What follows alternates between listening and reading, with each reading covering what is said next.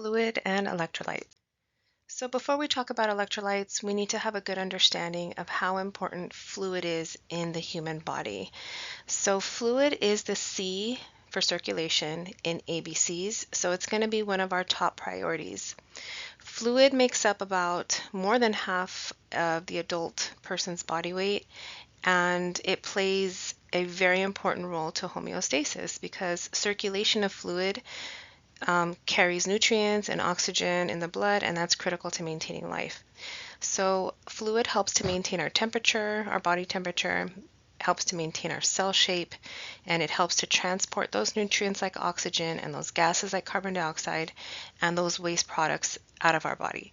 So if we don't have enough fluid in the body, that means these things aren't going to get to where they need to go, and our blood will become concentrated, it'll become viscous or thick, and it won't move very well through our blood vessels. So our body is trying to maintain homeostasis at all times, and it does that with an orchestrated process involving all of our organ systems and hormones and messengers. So it's going to try to keep us alive and maintain homeostasis. When it comes down to fluid, the goal is to have the same amount of fluid come in and the same amount of fluid go out. So if we're talking about fluid, then we should have a good idea about how much water content is actually in our body. And the amount is going to vary depending on body mass, so how big or large or small you are, gender, and age. So this picture here shows how the content of water changes over time. So when you're born, when you're a baby, you have about 70% of your body weight is water. As we grow older, that percentage changes, it declines. So as an adult, you have about 50 to 60, depending if you're male or female. And as you grow older, you can see it jumps down to about 40 to 50%. So that means those that are older are at higher risk to have fluid-related imbalances versus the younger person. So how do we gain fluid and how do we lose fluid? So a lot of our fluid comes in by us drinking fluid, drinking water, drinking other types of drinks, eating food because a lot of food also has water in it, and then metabolism. So the byproduct of metabolism is water, one of the byproducts, and that takes up about 10%. How do we lose fluid? We lose it in urine, and we have insensible losses such as sweating, exhaling, and feces. So let's talk about that a little more.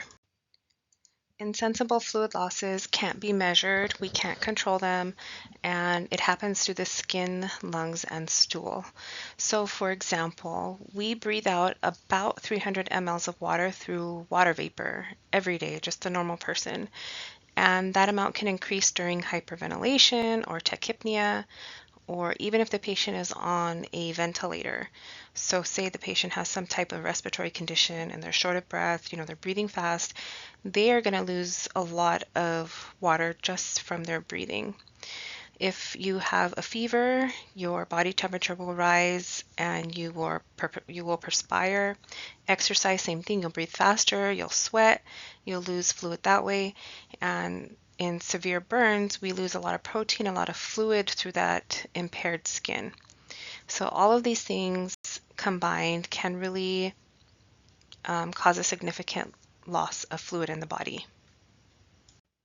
Next, we're going to talk about things that can lead to hypovolemia, so low blood volume. Decreased intake of water. So people who lack access to clean water or food, maybe they're stranded in areas without clean water sources, they're at risk for hypovolemia. Also, fluid deficits are found in people who aren't able to obtain food and fluids without assistance. So like babies can get dehydrated because we actually have to give them the bottle to drink. Somebody who's unconscious, somebody who is immobile, or they're just not given enough food or fluids. So these are like patients, could be an example in the hospital that require somebody to feed them. Maybe they're not getting adequate fluids or food. Inability to chew or swallow. So definitely if you're not able to chew or swallow, then you may have inadequate fluid intake, which can lead to hypovolemia. Nausea, so you just don't feel like eating because you feel sick. And then we have excess loss, so vomiting, diarrhea. Not only will you become hypovolemic, but you're likely to have electrolyte and acid-base imbalances. Malabsorption, so if your intestines are not absorbing the water like they should, maybe they have recurrent inflammation, or maybe you have like a stoma, then this can lead to hypovolemia. Actual bleeding, blood loss can cause hypovolemia, and fluid drainage. So if you have a wound that has a lot of drainage, maybe on a wound vac, like on a machine that has constant suctioning, that can actually also amount to significant fluid loss. Nasogastric suctioning, that can also lead to fluid loss. Next, we have the opposite, so excessive body fluids. So these things can lead to hypervolemia, too much fluid. So excessive intake. So neurological conditions can cause this, maybe some hormone imbalances, maybe some mental illness that is causing the person to drink a lot of water, not stop drinking. That can cause fluid overload. And then the most common reason is going to be administration of intravenous fluids. So we're giving a patient IV fluids and we're giving them too much, and it leads to hypervolemia. And then decreased renal function or renal failure. So our kidneys are the major player when it comes to maintaining our fluid balance by excreting the fluid that we don't need, the excess fluid. So if your kidneys aren't working, then we are going to keep in all that fluid, and that will lead to hypervolemia. We've made it to our first knowledge check, so make sure that you can answer these questions. Why is fluid important? Where does our fluid come from? How do we lose fluid? And how do we end up with too much fluid? So once you can answer those questions, then let's continue. Next is fluid compartments. So we have two types. Intracellular, which is inside the cells. This is going to account for about 65% of our body fluid. So most of our fluid is inside of our cells, intracellular. The other type is extracellular. So this is everywhere else that's not inside of the cell. So this is going to be the remainder 35%. And within that extracellular fluid, we can say that fluid might be intravascular, so within our vessels. That would be our blood plasma. It can be interstitial, which is in our tissues, and then transcellular, which is all of those other miscellaneous places, like in our GI tract, like in our stomach. Our gastric juices would be considered transcellular. Our respiratory fluids that are in there, urine in our urinary tract, our glands, and our cerebrospinal fluid. So extracellular and intracellular fluids are separated by the capillary wall and cell membrane. So the capillary wall and cell membrane are permeable membranes that allow water to shift pretty easily between the cells, interstitial spaces, and plasma. So if you see this picture, you see it's a big vessel and there's a cell here, and if you looked at it really close, that membrane is permeable. So some things can go in and some things can come out, but what can definitely move through and out without permission is water. Okay, so fluid is coming in and out of that permeable membrane at all times. So that brings us to osmosis. So osmosis is when water moves passively from areas of lower concentration to higher concentration.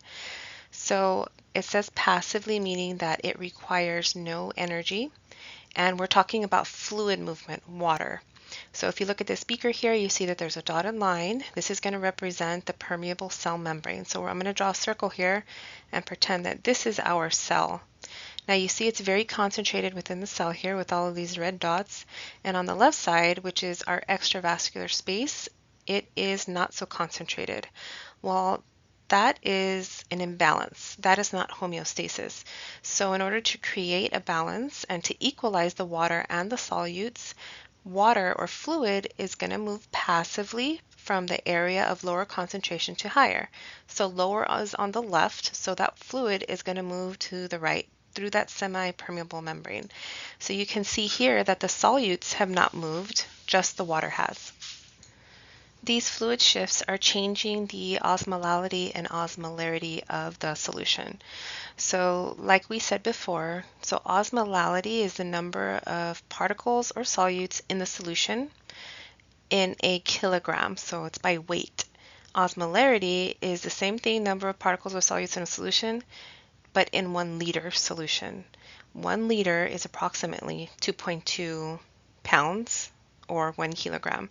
So osmolality and osmolarity are essentially the same thing, so we're going to use them interchangeably. So osmolality, osmolarity. As this rises, increased osmolality, that means the concentration is also increasing. So this on the left, the speaker on the left, so our little pretend cell here has a higher osmolality than the extravascular fluid, which is why that fluid wants to come and balance it out. So now the osmolality is equal on this side, which is the goal of osmosis. And then osmotic pressure here, we will talk about that in another slide. Then we have diffusion. So diffusion is when solutes or particles are moving from an area of higher concentration to an area of lower concentration. So osmosis is fluid or water moving. Diffusion are solutes or particles moving. So here we have a cell that doesn't have that many particles on the inside. You can see on the outside it's much more concentrated. So those solutes on the outside are actually going to enter the cell. Okay, so they're moving from a higher concentration to lower concentration in order to create homeostasis. And this is also passive transport, so we don't need energy to do this. And the goal is very similar to osmosis. It wants an equal distribution of solutes or particles between those two membranes. Next, we have active transport. So active transport requires energy, ATP. And this is when there are like larger molecules inside the cell that need to go out, or larger molecules outside of the cell that wants to come in. So with these, we need the cell's permission to do this. So things aren't just going to move in and out like osmosis and diffusion. They're making a choice, and this is going to go against the concentration gradient.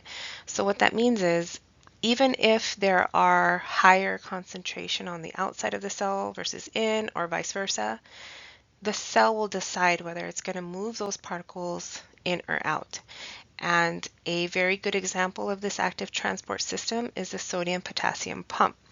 So as we will learn as we move on, sodium is prevalent much more in extracellular fluid and potassium on the inside. One is negative and one is positive. So when one comes in, the other has to go out and vice versa. So there's always a balance, and we use this active transport sodium and potassium pump. Capillaries, how do they help with our fluid balance?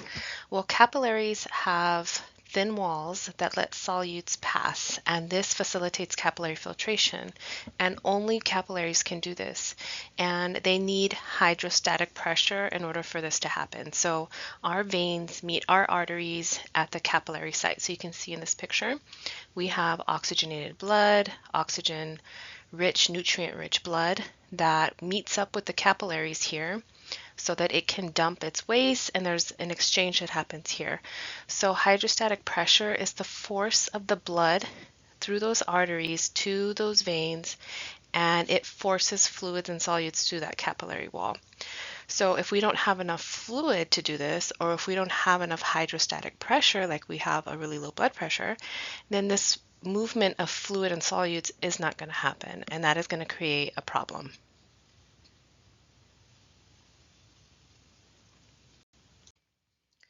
So you can see in this picture, blood that comes from the heart is nutrient rich, and then blood that returns to the heart is it has waste products and carbon dioxide that is going to go back to the lungs to get oxygenated.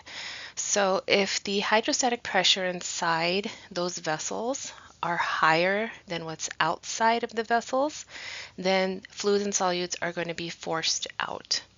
But if the alternate is true, if there's more pressure outside of the vessel and there's not a lot of pressure in the vessel, then those solutes are going to move back into the capillary. In this picture, you can see the hydrostatic pressure. The blood flow inside the vessel is pushing against the vessel wall. Okay, that's hydrostatic pressure.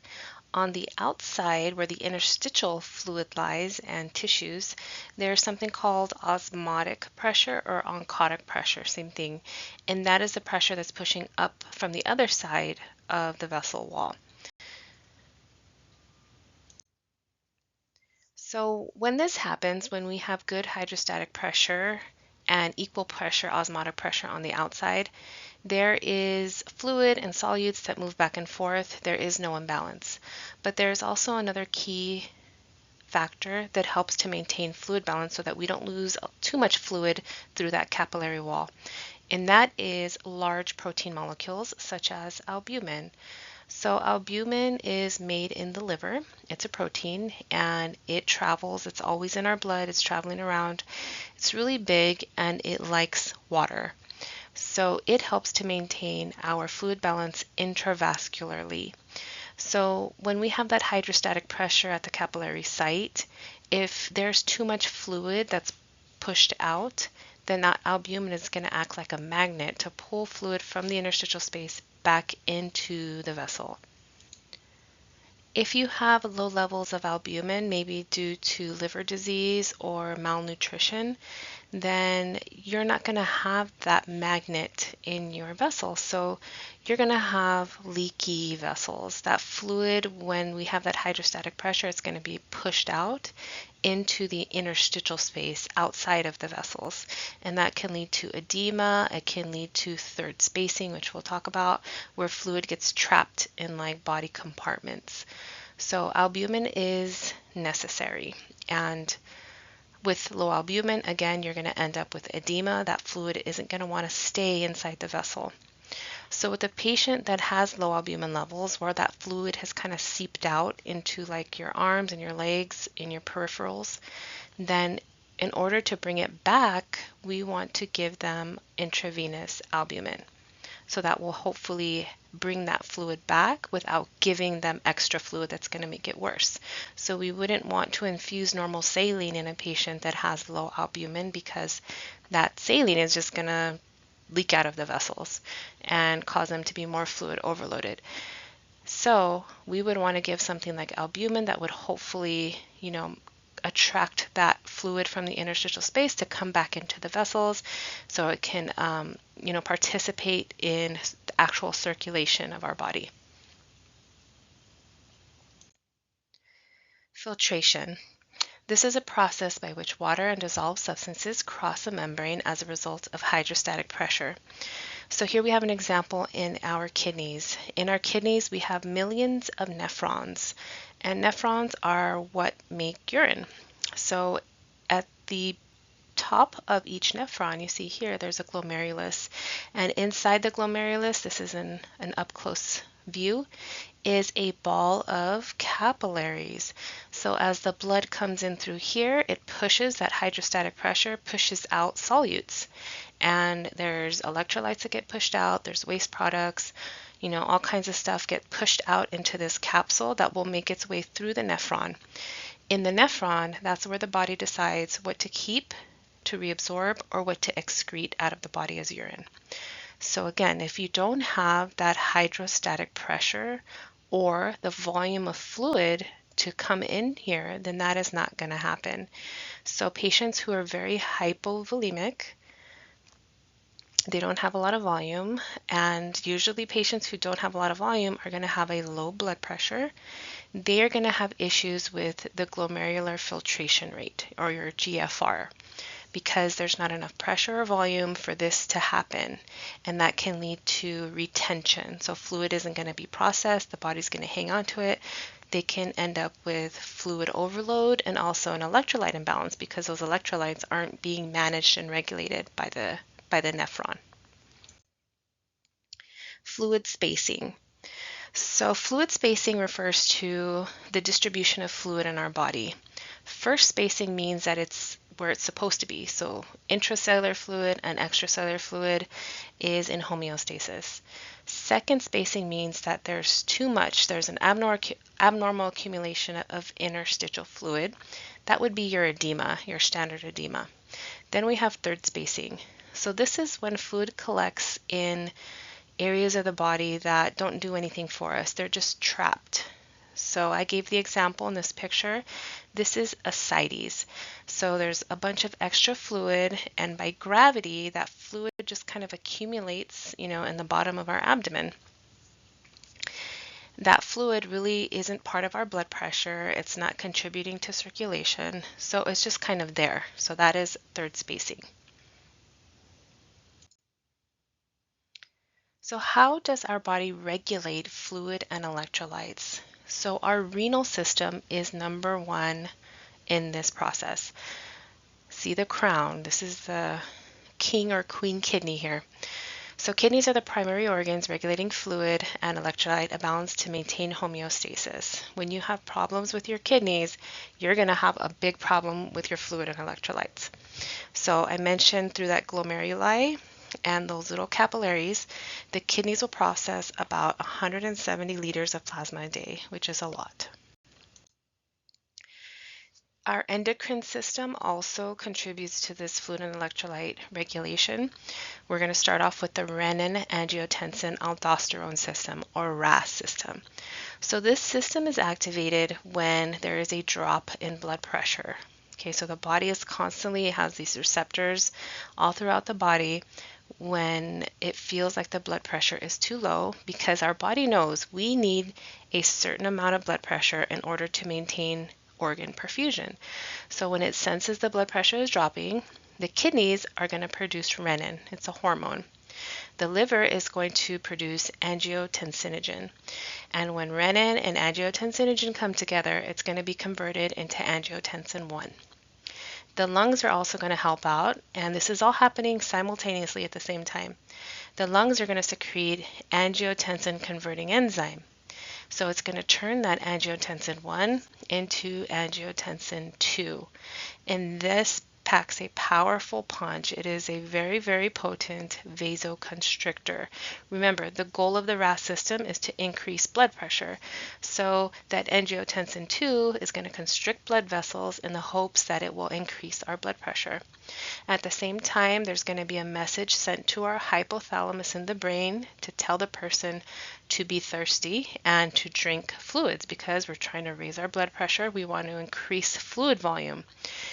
At the same time, the third mechanism that's going to happen in the RAS system, our adrenal glands, which sit on top of our kidney, are going to secrete aldosterone.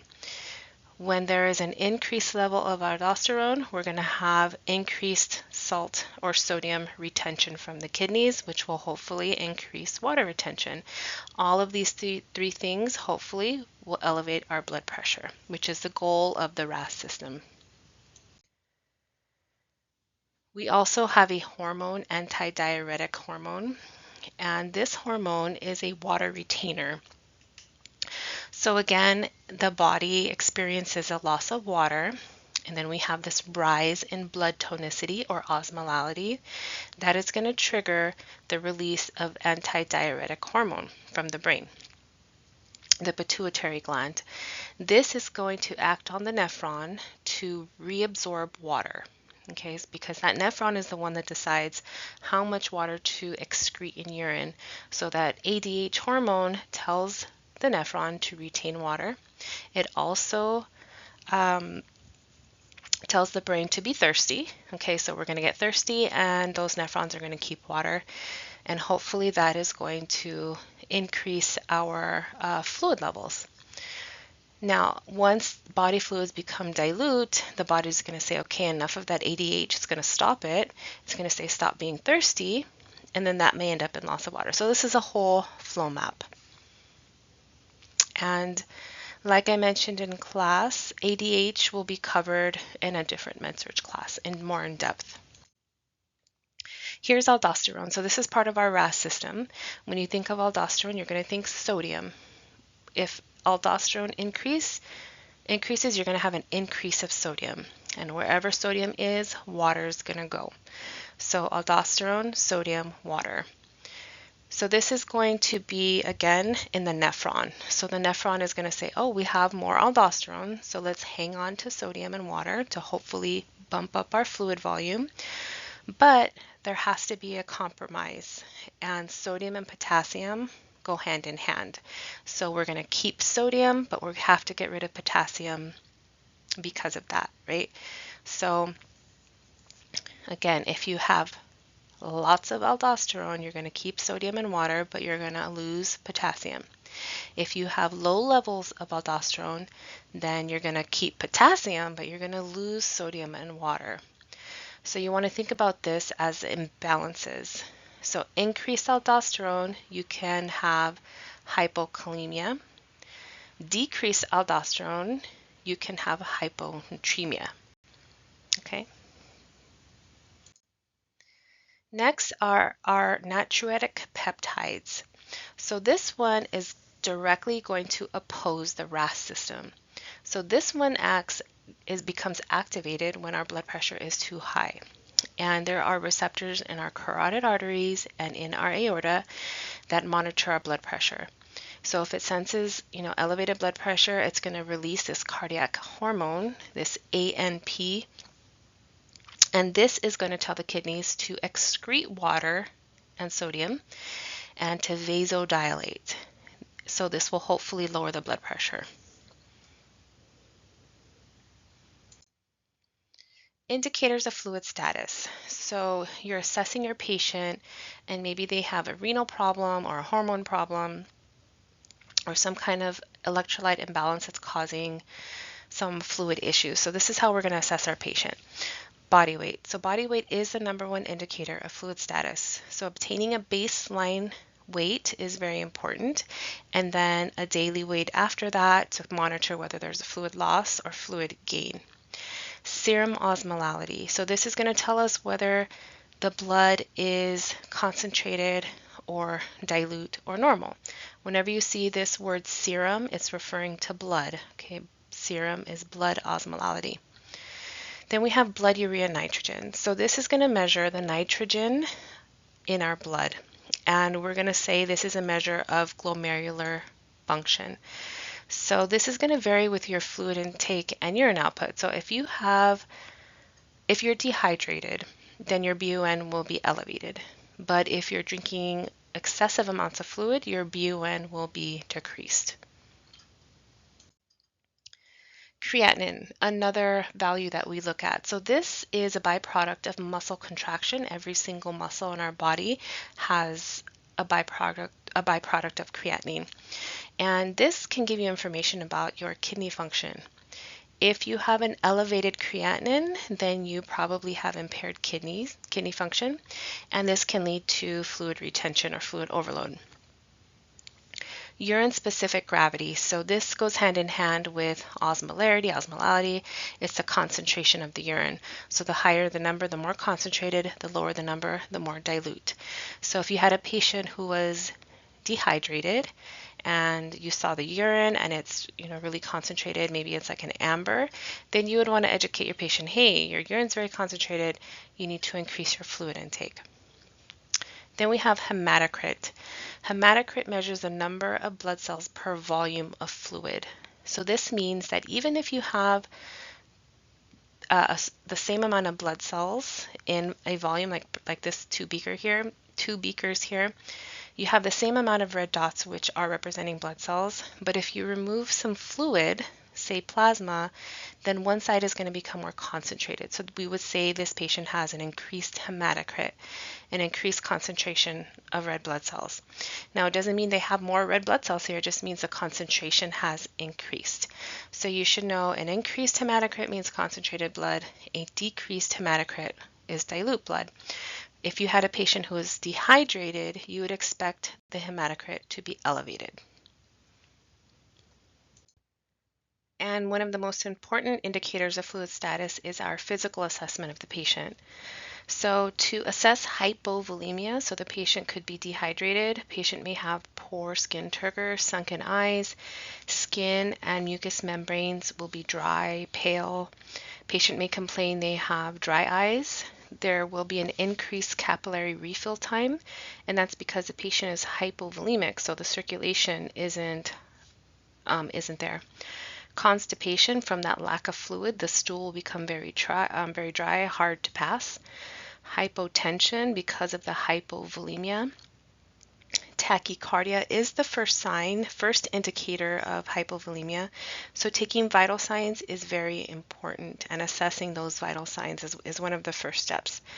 Weak, thready pulse can indicate hypovolemia, and thirst, which is our brain telling us to drink fluid.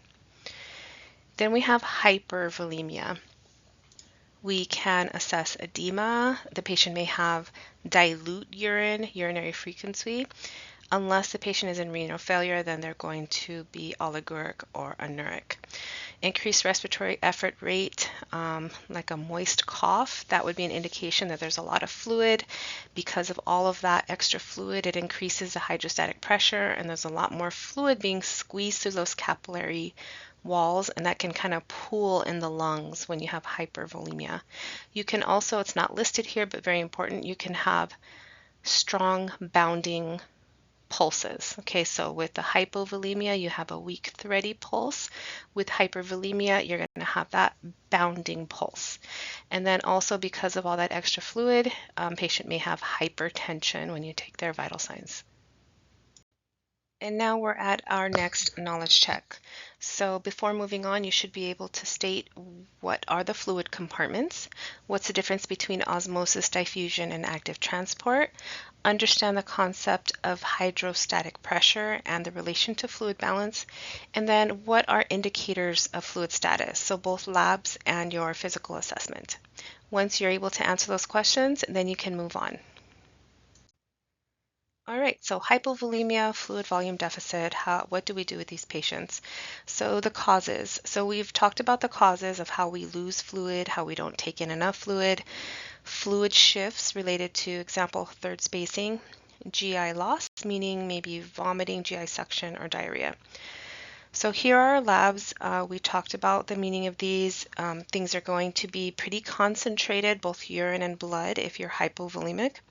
Manifestations, weight loss. So that means we need to make sure we take that patient's weight. We just talked about all of the signs and symptoms, so like decreased skin turgor, capillary refill, patient will be thirsty, they may have concentrated urine. Postural hypotension, so that's going to be the same as orthostatic hypotension. So when the patient stands up from a sitting position, they may become dizzy and unbalanced, so we always want to remember safety. Vital signs, we're going to have increased heart rate, increased respiratory rate, and hypotension. This can lead to drowsiness, lethargy, and confusion, and this is all related to that volume of blood that's in the body not getting to where it needs to go. There's just not enough fluid holding the oxygen-rich blood. So then we're going to see hypoperfusion, which is a complication. So if patient becomes confused, that means it's already reached the brain and the brain doesn't have enough oxygen to function optimally. This can lead to seizures, coma, and death if the patient continues to lose fluid. So we're going to get a good H&P. We're going to do a physical assessment to see if we can find, those signs and symptoms of hypovolemia. Vital signs, very important. Mucous membranes, skin turgor, urine, and we're going to keep good eyes and nose. Next is fluid volume excess or hypervolemia. So we have fluid overload. Some causes would be increased water and sodium retention, could be cirrhosis that's related to low albumin, and we have that third spacing. Heart failure, so that heart is not pumping adequately, the muscle is really, really weak, so that fluid just kind of pools on the right side of our heart and gets backed up into the rest of our body, so you become overloaded and edematous. Stress conditions can cause you to hang on to sodium and water. The use of corticosteroids and an increased sodium intake. So the labs are going to pretty much be the opposite of hypo. Everything's going to be dilute, and we also could potentially be low on albumin. So our manifestations here are going to be weight gain, could be ascites, which is that accumulation of fluid in the peritoneal cavity. Edema, they may have increased urine output. Of course, if the kidneys are not functioning, you're going to have decreased urine output. JVD, you could hear extra heart sounds because of all of that extra fluid going through there. a bounding pulse and an increased blood pressure. If the fluid has gotten to pool in the lungs, they may have shortness of breath, or you may hear crackles. This can cause muscle spasms, headache, confusion, and ultimately seizures and comas, just like hypovolemia. So we want to treat the problem. We want to treat supportive care. So all those signs and symptoms, we want to treat those. Fluid restriction, discontinue IV fluids, because if you remember, IV fluids is one of the main causes of hypervolemia. We may be able to give diuretics if the kidneys are still working. They may need dialysis if they're in renal failure. And when it comes to nursing management, it's the same thing as hypo. We're going to get an H&P, do our history and physical, make sure we get a weight and strict intake and output. And one thing to note here is that a kilogram of water, which is 2.2 pounds, is equivalent to 1 liter of fluid. So say your patient gained, about 5 pounds, that's 2 liters of fluid that they could potentially have on their body, which again is why weight is an indicator of fluid status. All right, so now let's check. What causes hypovolemia and hypervolemia? What are the expected lab values? What are the clinical manifestations? What are the interventions? And what is included in the patient education?